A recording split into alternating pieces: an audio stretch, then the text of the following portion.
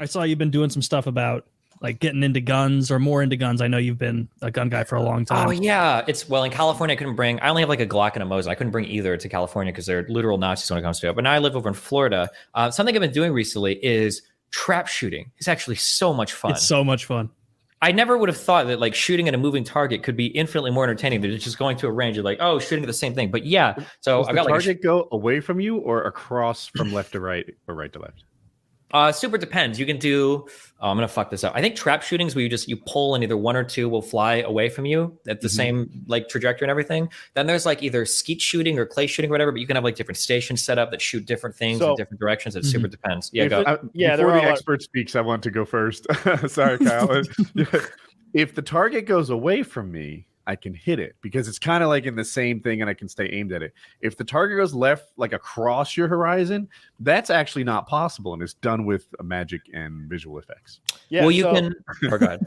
There's a bunch of different things that are all called different names that are about shooting clay targets, but trap is meant to simulate the old game of having birds in a trap. And you got some poor surf down there opening the cage up and letting it go and run away from you. So those go straight away from you. You'll either stand at a stationary station or move from station to station. But the wobble trap is always throwing a target away from you usually in some random like angle, but away from you. Then skeet, same thing. You're moving from station to station, but there's a high tower on your left and a low tower on your right. And they're throwing skeet intersecting, sometimes in singles, sometimes in pairs. And then there's 5-stand sporting clays, where you go to 5 different stands, and there are multiple machines, maybe 5, 6, 7 machines, giving you varied combinations of targets. And then there's sporting clays, which is basically golf, but with a shotgun, where you go to about 18 different holes, if you want to call them that, and shoot 5 to 8 targets per hole, and it adds up to roughly 100 shots at the end, and everybody gets scored 1 through 100.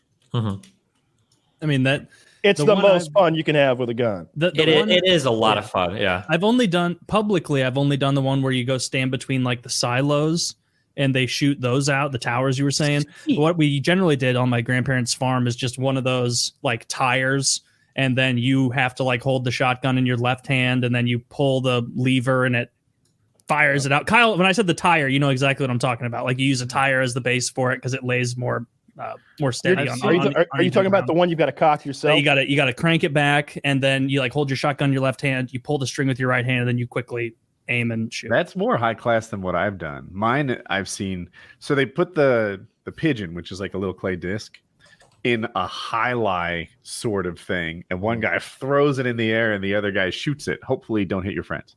Yeah, I mean, I've done that, but like, I had most fun with that, throwing it with my right hand and shooting it, like, and then pulling the gun up and shooting it. That's not possible. It's totally possible. 12-year-old Taylor fucking all day out there on the farm firing that shit up. I loved it. It was great. I would do it every time I went to my grandparents as a kid.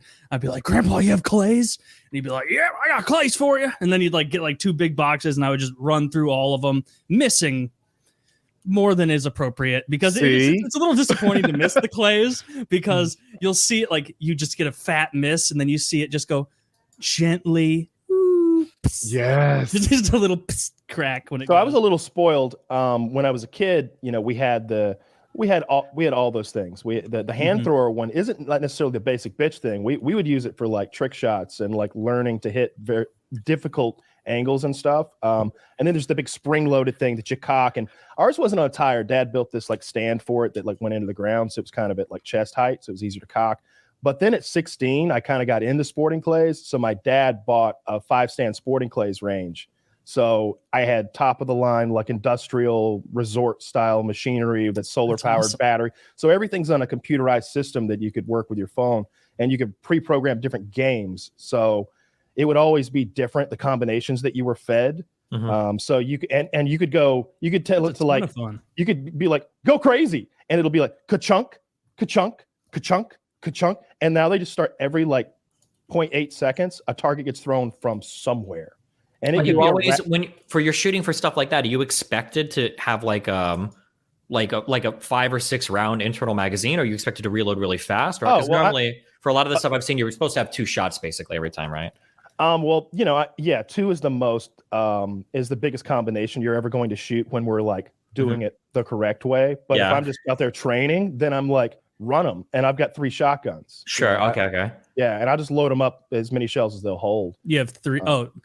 3 double barrels or just 3 like with three 6 semi-autos, like ready to go, and I'm just going as fast as I can. Like if I'm training, like I'm trying to get better, I would shoot 200 or 300 shot like a day, every day, and then like dove season would come around after months of shooting 300 clays a day, and we got the machines going 45, 50 miles per hour. Even the rabbit, which is this skeet that rolls on its end and hops along the ground, like they barely would get out of the machine after a while. I would hear the ka-thunk and I would just go and like know where it was going to be and shoot it. So you can get really sharp with a sporting clays range. But that's the most fun you can have with a gun without animals being involved, I think. Sure. If you ever really want to have a crazy time and blow some money at the same time, it's Texas helicopter hog hunting. Jesus Christ. They'll put you. They'll find, they've got badass pilots who do that shit all the time. They'll put you in the side of an R-22 helicopter and he'll fly that thing sideways, and your door is the leading edge of the helicopter. Like and you're one ass cheeks on the seat, one's off, and you're like strapped in, leaning out with an AR-15, and he's chasing pigs sideways, going 25, 30 miles per hour, 30 feet off the ground, and you're just and you can see the impact. So it's like a video game. Like you don't need to use a sight. You can adjust your impacts. Mm-hmm. That's awesome. That's fun. What are when you're shooting clays? What are you using, Destiny? Did you get a new gun or an old shotgun? I ordered a nice one to go shooting, but I just been whatever shotguns I've been renting at whatever places I go to, basically. Yeah, or if I've got a friend that does a couple, like I might shoot with them or whatever. Okay. What'd you order? What'd you pick out? It's a Browning shotgun. I'm embarrassed to say because I had a friend recommend it, but it's like a $5,000 shotgun, so I feel like a fucking loser. But don't be embarrassed. I think it's called a Synergy Trap Classic. Yeah, like got the good one. Oh yes, yeah. I have a friend that shoots professionally. He's like, because I said I went shooting and I really like doing trap shooting, and he's like, oh well, you sure was trap or ski? And then he explained it different times. Like, well, yeah. And he's like, well, do you want to do different kinds? I was like, yeah, I guess. And he said that different shotguns excel at different types of shooting. Mm-hmm. And he's like, if you want a really nice like trap shotgun, you're gonna spend like $2,000, but like you should have a different gun for everything, or you could get a really good one that you can like swap barrels and shit. I was like, okay, fuck it, like link me whatever. And it's like, yeah, I got that. Yeah. So I'm excited. That should be here in a week or two, hopefully. So. Oh yeah, that'll be. Really it looks nice. Slick. Yeah, it is. It's a nice fucking shotgun. It's a really nice shotgun. I knew a lot of guys that shot. I love over-unders. They're so cool looking. Does it? I didn't click it. Does it have a really high rib on it? I think I think it does. I think it says high ribbed, right? Yeah, that's a trap thing.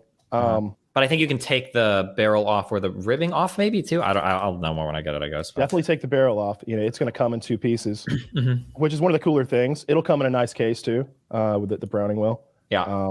Fucking better. $5,000. These are pretty wild too. But you got a really, really nice shotgun that you could like keep for the rest of your life. Yeah, I hope so. Yeah. And if you wanted for some reason to have children, they could have a really nice shotgun too. Yeah. No, those shotguns are little works of art. Krieghoff does some wild stuff with their wood. I don't know.